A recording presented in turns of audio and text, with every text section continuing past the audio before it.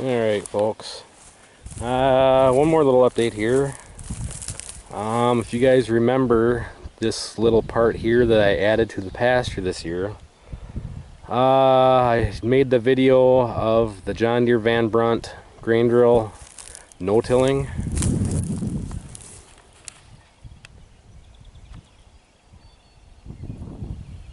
You can see the rows coming out of the ground.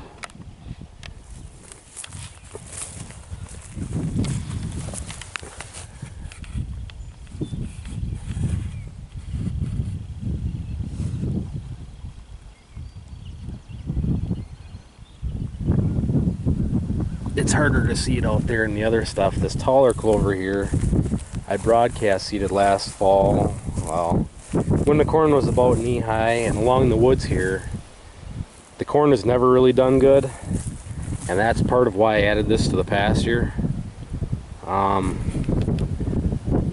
If it doesn't grow corn good, but it'll grow grass good, might as well just pasture, right? And my thinking down the road here is I'm gonna clear these woods all the way down to the end. It's kind of like a pie shape or triangle shape. As you can see, I've been cutting firewood out of here. My goal is to get it cleared out over the next couple years, and I think I'm gonna buy a backhoe, and then I'm gonna come out here and stump this and get some of these. Like, there's a big chunk of shale and there's all this smaller shale in here. It's either shale or sandstone. Get all this stuff cleaned out and add this to the field. It'll add an acre and a half, 2 acres. So, but then here's the property line through the woods, and we didn't get this surveyed because of the canopy. If it would have been, somebody would have called this guy a month ago, we could have had it done. And they think the neighbor thinks there's a little bit of a hook in it. Boy, if there is, there can't be very much. But you know, some people don't want to give up 6 inches, or they can't sleep at night. So we're gonna come back and do this fall when the canopy's gone. But anyways, my plan is to clear all these trees out and then add this to the field. And then once this is cleared out, then I'll take that fence back down, and I'll add this to this field and make the field a little bit bigger. I'm going to lose some pasture, but hopefully here in the near future I'll get that 35, and on that 35 I figure there should be, I know the field on top of the hill is 10 acres for sure. Buddy of mine that used to rent had said that it's closer to 12 to 13 acres, and he said that on the far side a guy could square up the back and you could probably gain another 3 acres on it. So I figure if I can get that, I'll add that all to pasture. Then I'll fence out the field.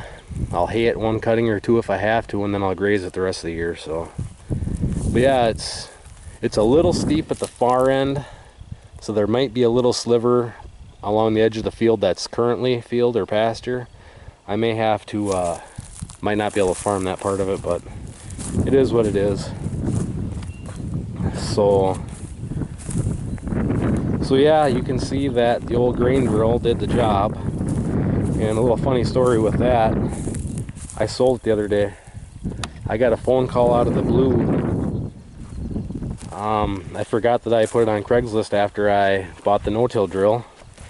And a guy who buys them, cuts them in half, makes them 5-footers for deer food plots, come and bought it, so that's gone. And when I bought the no-till drill, I came out here and I planted clover. Really, really light. I don't know that I even planted 2 pounds to the acre, so it's not a very fair thing to compare here. But right here you can see a row of clover, and then you can see a little bit there and nothing. In looking for parts for the drill, for this new drill, nobody has 1-inch wide firming wheels for it. What everybody says it should have are 4-inch wide double rib gauging wheels, not firming wheels. So I don't know if somebody did the research and found some bearings that would fit for a different type of drill, and ordered firming wheels that belong on a different drill or what. So I'm going to order the gauging wheels, which all said and done is going to cost me about $900 or a little better. But I think that's the problem here, being they're gauging wheels and not firming wheel, or the firming wheels and not gauging wheels. You can't really control the depth, and I think the seed was planted way too deep. And with a lot of those small seeds, they don't, you know, a lot of them, just get them touching the dirt and they'll grow. You get them too deep and you're not going to get anything. So I think that was the problem.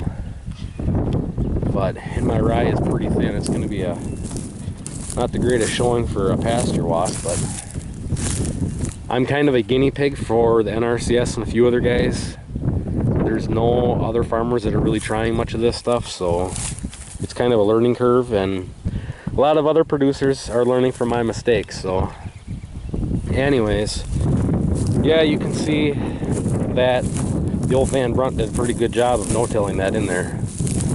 So, and I wish I would have kept it, but being I had to listen, the guy offered me what I was asking for it. What the hell, I'll sell it. I can always buy another one. But I'm kind of thinking about a tie drill next time around, one of the 3-point mounted ones.